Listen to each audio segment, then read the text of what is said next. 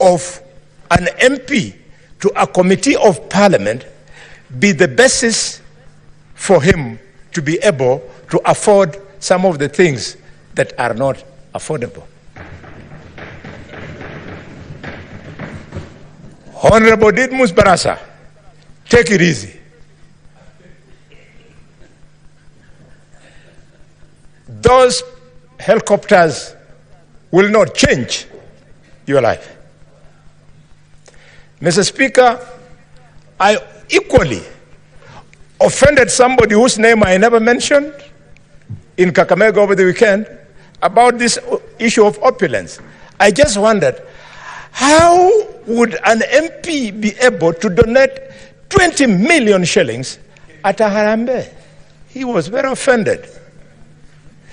In another function, I saw a minister of this government carrying a white bag, on the bag like this, and started announcing how many millions are in that bag. Said, Moja, Billy. No. Mr. Speaker, if we don't refuse these things, people like Murkomen will think that they are giving us their money. It's not their money. Those are proceeds of corruption.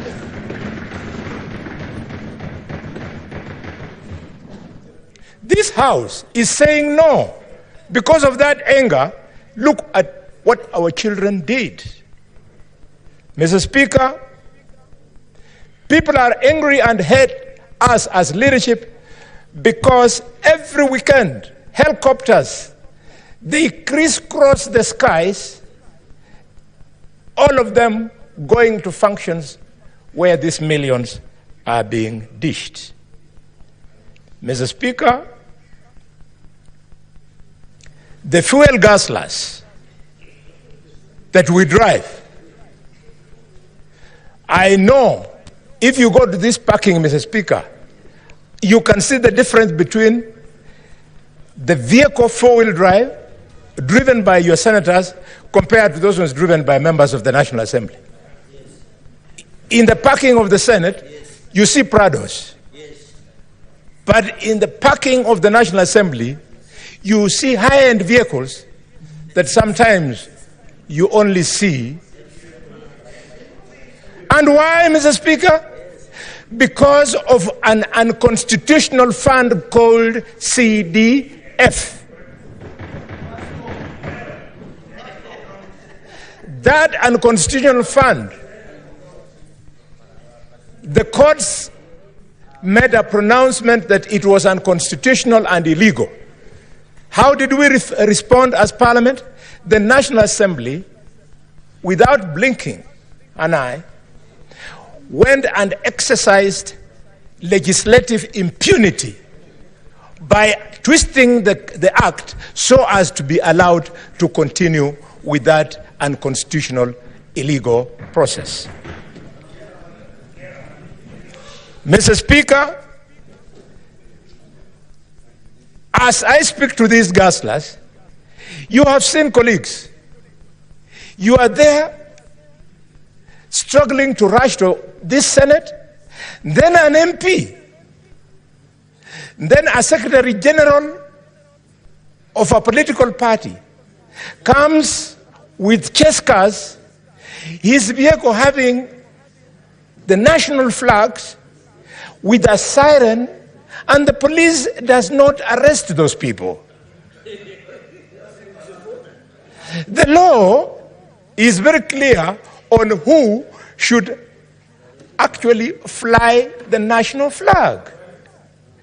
The law should be very clear on whose convoy should be cleared with sirens.